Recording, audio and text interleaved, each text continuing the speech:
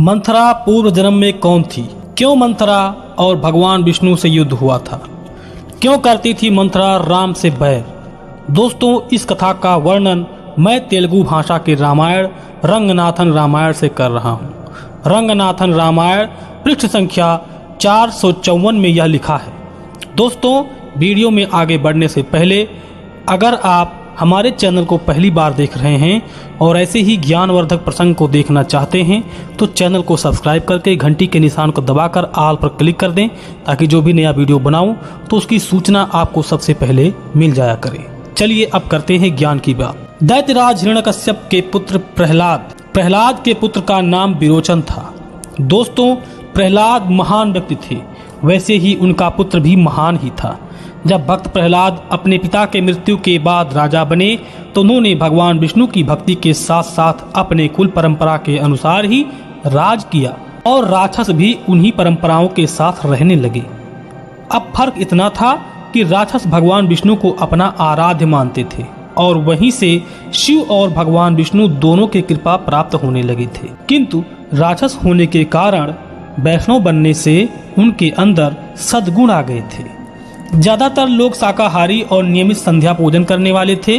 अब सदा धर्म की वृद्धि हो रही थी, अधर्म समाप्त हो रहा था। जब भक्त प्रहलाद बूढ़े हो गए तो उनका पुत्र विरोचन बड़ा हो गया और प्रहलाद ने विरोचन को राजा बना दिया और प्रहलाद संन्यास लेकर पूरी तरह से प्रभु की भक्ति में लीन हो गए।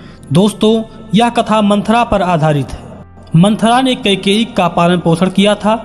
इस रिश्ते से मंथरा कैकेयी की दासी के साथ साथ उनकी ध्याय माता भी थी।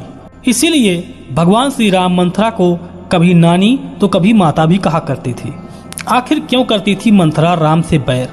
आइए जानते हैं इसके बारे में। दोस्तों, मंथरा कौन थी और उसने क्या पुण्य किया था जिससे सभी देवताओं सहित भगवान शिव के आराध्य साक्षात परम ब्रह्म स्वरूप भगवान श्री राम और उनके अंशा अवतार भी भरत, शत्रुघ्न और लक्ष्मण जी के बाल लीलाओं को देखने और उनके पालन पोषण तथा भगवान का वन जाना और राक्षसों का वध करना जैसे काम में सहायक बनी थी। अगर वह ऐसा नहीं करती तो प्रभु श्री राम जी का वन गमन नहीं होता, तो दुष्ट राक्षसों का वध भी नहीं होता। अर्थात ईश्वर जो भी करता है वह किसी न किसी बहाने से और किसी से करवाता है। दोस्तों, अब चलते हैं कथा की तरफ।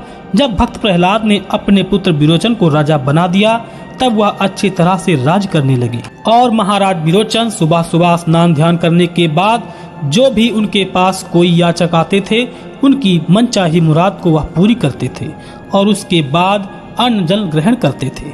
महाराज विरोचन इतने महान राजा थे कि जिनके राज में कोई भी प्रजा दुखी नहीं थी। और फिर एक दिन महाराज विरोचन दिग्विजय के लिए निकले। उन्होंने पृथ्वी लोक के सहित सारे स्वर्ग को जीत लिया और इंद्र को स्वर्ग से निकाल दिया।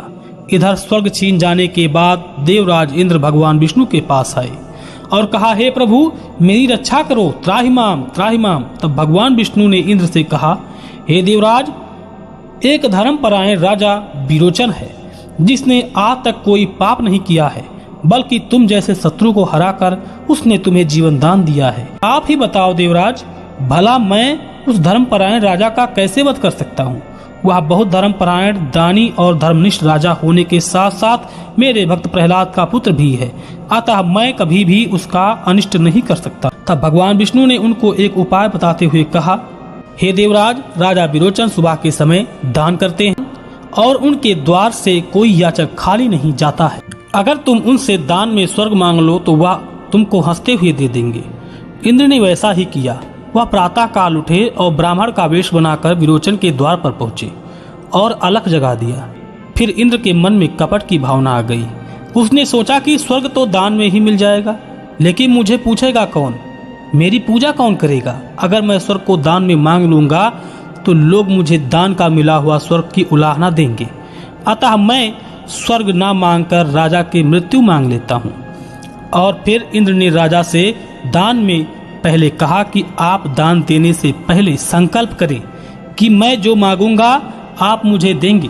राजा ने हंसते हुए संकल्प कर दिया और कहा, तुम जो मांगोगे मैं तुम्हें दूंगा। इंद्र ने कहा कि आप अपना सिर मुझे दान में दे दीजिए। और राजा विरोचन वचन से बंधे हुए थे। यानी संकल्प कर चुके थे। और विरोचन ने कहा, आप ब्राह्मण तो नहीं हो सकते हैं, किंतु अपनी पहचान बताओ। तब इंद्र ने टाल मटोल किया। तब विरोचन ने कहा कि हे भगवान, अगर मैंने आपकी सच्ची श्रद्धा से पूजा किया है और जीवन में कोई पाप नहीं किया है, तो इस ब्राह्मण बने व्यक्ति का असली चेहरा हमारे सामने आ जाए। राजा के ऐसा कहते ही इंद्र डरा हुआ सहमा हुआ उसका चेहरा सामने आ गया। और तब दिग्विजय करने वाले महाराज विरोचन हंस पड़े और कहा, हे इंद्र, तुम छल से मेरे शीश को मांग रहे हो और तुम्हारी वजह से मेरी मृत्यु हो रही है, किंतु तुम ज्यादा दिन तक राज नहीं भोग पाओगे, क्योंकि मेरी संतान तुम्हारे इस कपट का बदला जरूर लेगी। ऐसा कहकर महाराज विरोचन ने अपनी गर्दन को अपने हाथ से ही काटकर इंद्र को दान में दे दिया। यह दृश्य देखकर महाराज के दोनों पुत्र और पुत्री, जो एक बलि था और दूसरी उनकी पुत्री विरोचना, महाराज बलि जो आगे चलकर महादानी बलि के नाम से जाने जाने लगे और जिनके घर में स्वयं प्रभु जनार्दन भगवान विष्णु ने वामन अवतार लेकर उनसे दान में समस्त पृथ्वी। दूसरी संतान विरोचना उनकी पुत्री थी। दोनों अंतर्नाद करते हुए, रोते हुए, बिलखते हुए वहां आए। बालक बलि और बूढ़े भक्त प्रहलाद के प्रार्थना करने के बाद भी इंद्र ने विरोचन का सिर नहीं दिया, जिससे उनका बिना सिर के दाह संस्कार करना पड़ा। इंद्र अपने स्वर्ग को चले गए और राजा बलि छोटे थे, बिना इंद्र को हराए पिता का सिर नहीं ला सकते थे। अतः बलि ने अपने दादा का आशीर्वाद लेकर स्वर्ग पर और राजकुमारी विरोचना भी अस्त्र शस्त्र लेकर सुशोभित थी और उसने सारी राक्षसी विद्या भी सीख रखी थी। और उसने स्वर्ग पर अचानक आक्रमण करके रास रंग में डूबे देवताओं पर नागबाण की वर्षा कर दी और सभी देवताओं को बंदी बना लिया। भाई बलि ने पिता का सिर लेकर युद्ध को विराम कर दिया, लेकिन राजकुमारी ने इंद्र सहित अग्नि, वरुण तथा समस्त देवता को जिंदा न छोड़ने पर अड़ गई थी। नागों के जहर से सभी देवता चित्कार कर रहे थे। देव माता अदिति अपने पुत्रों की रक्षा के लिए राजकुमारी से अनुनय विनय कर रही थी और अपने आप को उनकी दादी होने की गुहार लगा रही थी। जब राजकुमारी कोई बात नहीं मान रही थी, तब अदिति ने हाथ जोड़कर भगवान जनार्दन विष्णु की आराधना करने के लिए शुरू कर दिया और भगवान विष्णु वहीं पर प्रकट हो गए और राजकुमारी से देवताओं को छोड़ देने की आग्रह करने लगे।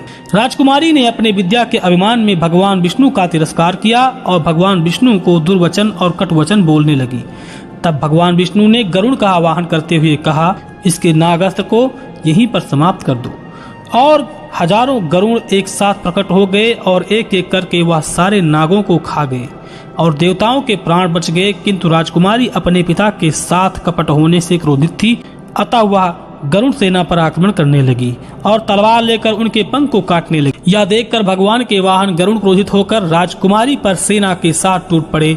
इतने सारे पक्षी और अकेली राजकुमारी गरुड़ से कैसे बचती। गरुड़ सेना के चोंच के प्रहार से विरोचना की शरीर का अंग भंग हो गया और उसकी आंखें घुसी और टेढ़े मेढ़े दांत भयानक हो गए और सारे गरुड़ ने राजकुमारी के पीठ को नोच डाला, जिससे उसके पीठ में बहुत भयानक घाव हो गया जो सूजकर कुबड़ की गठरी बन गई। इसी कारण से उसकी कमर झुक गई और उसकी शक्ल बेशक्ल और भयानक हो गई। देवता और दानवों का युद्ध समाप्त हो चुका था। देवता स्वर्ग पर काबिज थे और दानव पृथ्वी और पाताल दोनों लोकों में स्वामी बन चुके थे। राजकुमार बलि राजा बन चुके थे और भक्त प्रहलाद और गुरु शुक्राचार्य की सहायता से राज्य का निर्वहन कर रहे थे। और इधर राजकुमारी विरोचना की भयानक शक्ल हो जाने के कारण लोग उसकी मजाक उड़ाते थे। इस दुख से क्षुब्ध होकर राजकुमारी नियमित सुबह, शाम, दोपहर और रात सिर्फ भगवान विष्णु को गालियां देती रहती थी। और कालांतर में जब उसकी मृत्यु हो गई, किंतु मरते वक्त वह अपने कुबड़ और कुरूप शरीर को याद करते हुए मर। दोस्तों, हमारे धर्म ग्रंथ उपनिषद और वेद में भी इसका वर्णन है और उसका प्रमाण भी है कि मनुष्य के मरते वक्त उसकी स्मृति जिस भी चीज में होती है और वैसा ही उसका नया जन्म मिलता है। और यही कारण है कि राजकुमारी की स्मृति उसके टेढ़े मेढ़े दांत और कुबड़ में थी। उसी के अनुसार उसका पुनर्जन्म हुआ। दोस्तों, भगवान श्री कृष्ण ने गीता में भी कहा है कि हे अर्जुन, जिस मनुष्य की मृत्यु के वक्त उसकी अंतिम सांस लेते हुए उसकी स्मृति जिस जगह पर होती है, अगर वह भगवान को स्मृति करता है तो उसे मोक्ष की प्राप्ति होती है। अगर उसे अपने बाल बच्चों में स्मृति होती है तो उसको मनुष्य का शरीर न मिलकर कुत्ते, बिल्ली और पशुओं के शरीर मिल जाती है। वैसे ही दोस्तों उसकी भी शरीर नए रूप में प्रकट हुई और दोस्तों फिर वही टेढ़े मेढ़े दांत के अनुसार उसका पुनर्जन्म हुआ और वह पुनः अपने टेढ़े मेढ़े दांत और कुबड़ के साथ शरीर के उसी कमी के साथ जन्मी। दोस्तों आपको बता दें कि उसने पूर्व जन्म में बैर भाव से नित्य प्रभु का स्मरण किया था, इसलिए प्रभु ने उसको अपने बाल लीला और समस्त सुख को दिया जो हजारों साल तपस्या करने पर भी नहीं प्राप्त होते हैं।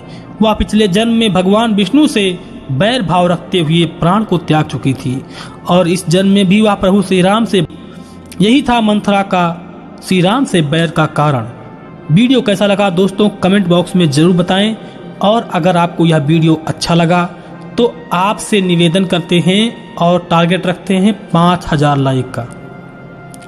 5000 लाइक तो इतना ज़्यादा होता नहीं है, आप 5000 लाइक हंसते हुए एक लाइक कर सकते हैं। दोस्तों आपको एक नई सूचना देते हैं कि अगर आप मुझसे वीडियो कॉल के जरिए बात करना चाहते हैं तो आपको मैं डिस्क्रिप्शन में अपना इंस्टाग्राम लिंक दे दूंगा और फेसबुक का लिंक भी दे देता हूं। फेसबुक पर भी मैं वीडियो डालता हूं, अगर चाहें तो फेसबुक पर भी वीडियो देख सकते हैं और इंस्टाग्राम पर आप मुझसे वीडियो कॉल के जरिए बात कर सकते हैं। और कमेंट में जय श्री राम जरूर लिखना। अब लेते हैं विदा, मिलेंगे ऐसे ही नए टॉपिक के साथ, तब तक के लिए जय श्री राम।